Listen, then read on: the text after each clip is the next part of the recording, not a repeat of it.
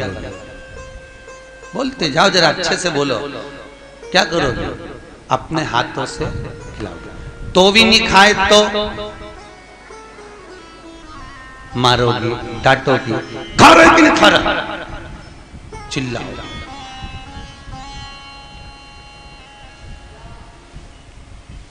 मैं तुझे समझा रहा हूं, खा रहा है कि नहीं खा रहा, ले, नहीं खाएगा जबरदस्ती मुंह में भरोगे, खिलाओगे। क्यों?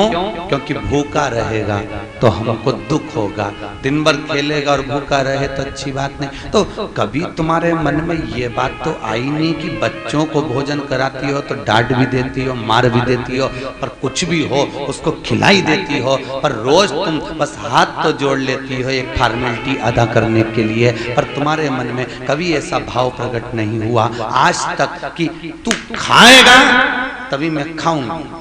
और जिस दिन तू दृढ़ी हो गई उस दिन पक्का है किसी भी रूप में वो आएगा और भोग लगाकर चला जाएगा, किसी भी रूप में।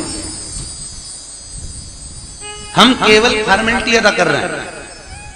पिताजी दुकान पे 2 अगरबत्ती लगाते थे तो बेटा भी 2 अगरबत्ती लगा रहा है। पिताजी दुकान पर आकर लोटे में से पानी छींटते थे दुकान पर तो बेटा भी पानी छींट रहा है। बाप ने जैसा जैसा करा बेटा वैसा वैसा कर रहा, पर बाप के मन में जो भाव था, पिताजी जो नौकरी करे, पिताजी ने जो धंधा करा, उसमें लक्ष्मी बढ़कर आती थी कि नहीं आती थी, संपदा बढ़कर आती थी। बाप एक साधारण सी नौकरी करता था, सरकारी जॉब करता था, एक साधारण सा व्यापार करता था, तो भी उसकी लक्ष्मी उसको बढ़कर मिलती थी। और बेटा वही काम कर रहा है जो बाप करता था, बेटा वही कर्म कर रहा है जो पिता करता था। उसके बाद भी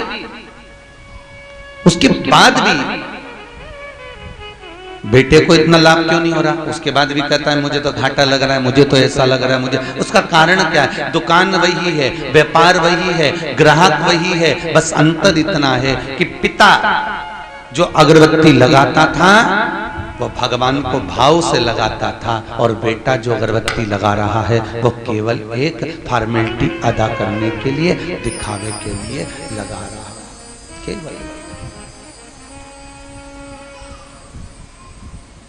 और फिर वो भगवान प्राप्त कैसे हो महाराज? फिर वो मिले तो मिले कैसे? आप आए नहीं और सुबह हो गई, मेरी पूजा की थाली धरी की धरी रह गई। क्यों नहीं आए? ना आने का कारण क्या था? भगवान से पूछा गया तो भगवान कहते हैं कि तूने भाव से मुझे बुलाया नहीं। भाव से बुलाता तो मैं जरूर आता। दुर्योधन के मेवा त्यागे, साग भी दूर घर खाई, सबसे ऊंची प्रेम सगा। तो बुलाता मैं आता, तू आवाज लगाता मैं दौड़कर पहुंच जाता, पर भाव से तो बुला। एक बार भाव से तो उसको बुलाया जाए। निर्मल मन सो मोहि पावा, मोहि छल छिद्र कपट न भावा। अगर मन शुद्ध होगा, भक्ति शुद्ध होगी, तो भगवान को मिलने में देरी नहीं होगी भाई।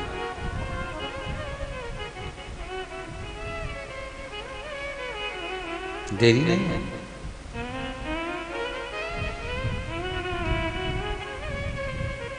डालने वाले गंगा जी में अस्थियां भी डालते हैं, और डालने वाले गंगा जी में पुष्प भी डालते हैं। डालने वाले गंगा जी में अस्थियां भी डाल रहे हैं और पुष्प भी डाल रहे हैं। बस जिसने पुष्प डाला वो तर गया, और जिसने अस्थियों को डाला तो गंगा से पूछा गया, गंगा इतनी सारी अस्थियां तुझ में लाकर डाली जाती हैं, तो क्या सबको तार देती है?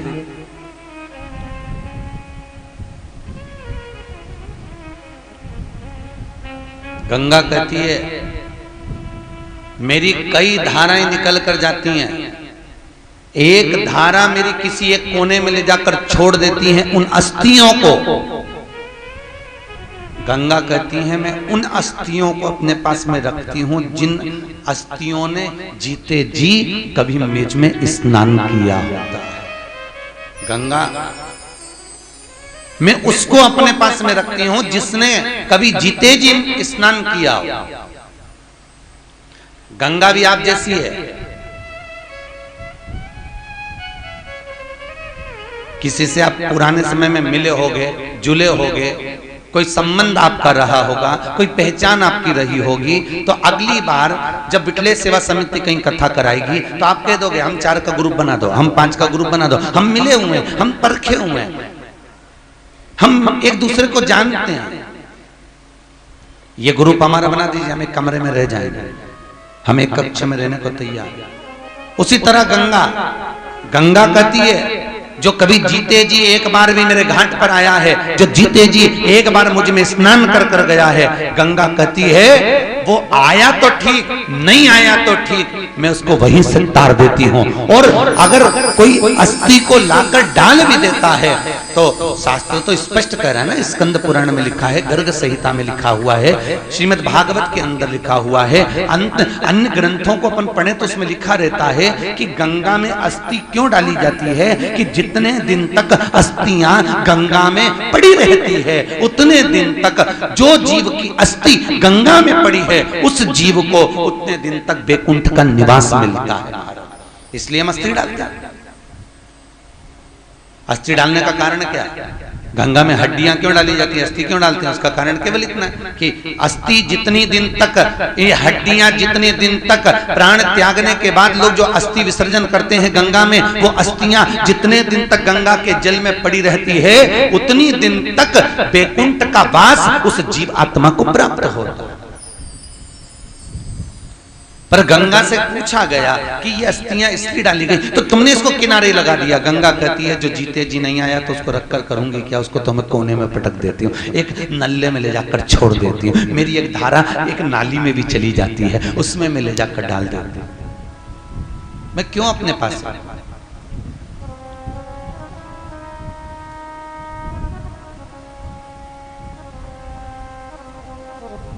मैं क्यों? हरिद्वार, इलाहाबाद, काशी, बनारस, शुक्रताल, ये गंगा गंगोत्री से बहती बहती बहती बहती सागर में जाकर, समुद्र में जाकर, कलकत्ता के आगे जाकर मिल गई, पहुंची। गंगा से पूछा गया, गंगा स्वयं ठाकुर जी से विनती करी, ठाकुर जी दुनिया के पाप को मैं हर रही हूँ, दुनिया के कष्ट को मैं हर रही हूँ, दुनिया के दुख को मैं हर रही हूँ, दुनिया का सारा पाप मुझ में लाकर डाल दिया जाता है, पापी से पापी व्यक्ति की अस्थियां भी मुझ में लाकर डाल दी जाती है, पर ये बताओ कि इनका मोक्ष तो मैं कर देती हूँ पर मेरा मोक्ष कैसे होगा?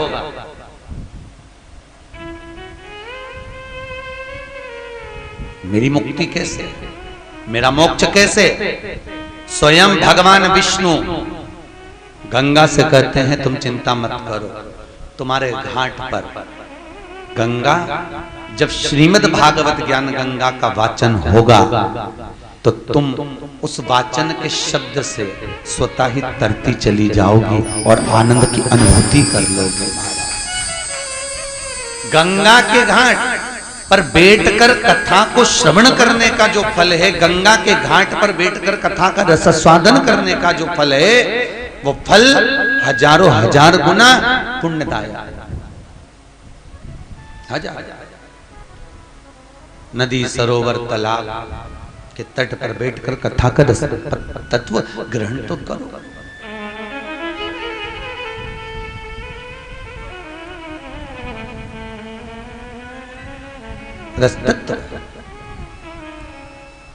पृथ्वी पर सबसे पहली नदी कौन सी प्रकट हुई थी?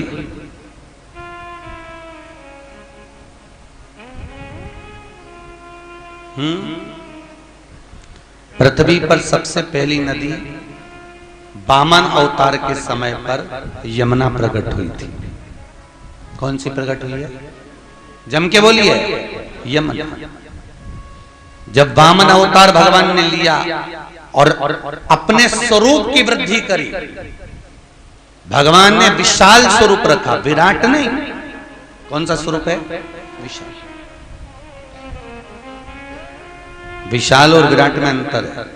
विराट स्वरूप का दर्शन कितने लोगों को हुआ?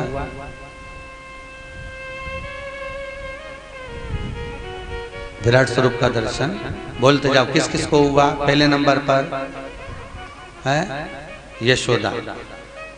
कहां लिखा है कि यशोदा जी को विराट स्वरूप का दर्शन हुआ? नहीं। विराट स्वरूप का दर्शन यशोदा को हुआ, यह भागवत में कहीं नहीं लिखा। यशोदा को भगवान के मुखाग्रविंद में पूर्ण सृष्टि का दर्शन हुआ है, विराट स्वरूप का नहीं। मुखाग्रविंद में पूर्ण सृष्टि का दर्शन है, विराट का नहीं। विराट स्वरूप का दर्शन एक हुआ है अर्जुन को। किसको हुआ है? युद्ध के मैदान में। दूसरे नंबर पर माता कौशल्या राम जी के पल्ले में हुआ है। तीसरे नंबर पर मार्कंडे बाबा को बड़ के पत्ते पर हुआ है, बट वृक्ष। कई लोग कहते हैं संजय को हुआ था। भाई ध्यान रखना, संजय पूरी कथा बता रहा था, कुरुक्षेत्र के मैदान में जो जो हो रहा था सब बताया गया, सब बताया। संजय ने पूरी चरित्र बताया। विराट स्वरूप का वर्णन करते समय संजय को दिखना बंद हो गया था, दिखना बंद। धृतराष्ट्र गांधारी ने कहा अगर आगे की कथा तो बताओ कि आगे हो क्या रहा है, जरा देखो महाराज। कुछ दिख नहीं रहा, सीधा प्रसारण चल रहा था, लाइट उड़ गई, वोल्टेज तेज हो गया, पावर बढ़ गया, टीवी उड़ गई, संजय को दिखना बंद हो गया। संजय कहते हैं मुझे दिख नहीं रहा है। धृतराष्ट्र गांधारी कहते हैं ध्यान लगा कर देखो, कुछ तो दिख रहा होगा कि बस भगवान कृष्ण रथ से नीचे उतरे, बस इतना देखा है, उसके बाद दिखना बंद हो गया, कुछ नहीं। भीष्म पितामह भी खड़े थे, सब कोई खड़े थे, पर किसी को दर्शन नहीं हुए। एक अर्जुन, एक कौशल्या, एक मार्कंडे बाबा, इसके अलावा किसी को नहीं विराट स्वरूप का दर्शन, किसी को। केवल कहीं हुआ। तो यहां पर विशाल स्वरूप रखा, अपने स्वरूप की वृद्धि करी, और स्वरूप की वृद्धि कर कर जैसे ही चरण को उठाया, चरण गया पताल में, और पताल में जैसे ही चरण गया, पताल की भूमि भगवान के पांव के अंगूठे के नख से खरोद गई। उसके खरोदने से एक जल की धारा कालिंदगिरी पर्वत पर गई, और कालिंदगिरी पर्वत से एक जल की धारा निकलकर नीचे की ओर आई। वही कालिंदी पर्वत से निकली हुई वही यमुना कहलाई। वो यमुना पहली नदी कौन सी? दूसरी। जब दूसरा चरण भगवान ने उठाया, चरण गया आकाश में, ब्रह्मा जी ने देखा भगवान का चरण आया है, तो ब्रह्मा जी ने अपने कमंडल के जल से भगवान के चरण को पखारा। चरण को पखारा तो वो पानी पृथ्वी पर जाना था। इतनी देर में ब्रह्मा जी की धर्म पत्नी ब्रह्माणी ने अपने कमंडल में उस जल को झेल लिया। उस जल, गर्ग संहिता में लिखा हुआ है कि ब्रह्मा जी के कमंडल का नाम नारबद्य है और ब्रह्माणी के कमंडल का नाम गंगाल। ब्रह्माणी के कमंडल का नाम क्या है? गंगा। अब गंगाल में भगवान के चरण का जल रखाया, तो वो जल कौन सा हो गया? गंगा जल। भागीरथ महाराज ने जब तप करा, तब गंगा मैया पृथ्वी पर आई है, शंकर जी की जटा से, शिव की। गंगाल में से गंगा जी निकली, शंकर की जटा में गई, और जटा से निकलकर भागीरथ बाबा के पीछे पीछे कपिल मुनि के आश्रम में गई। तो पहली नदी कौन सी है? यमुना।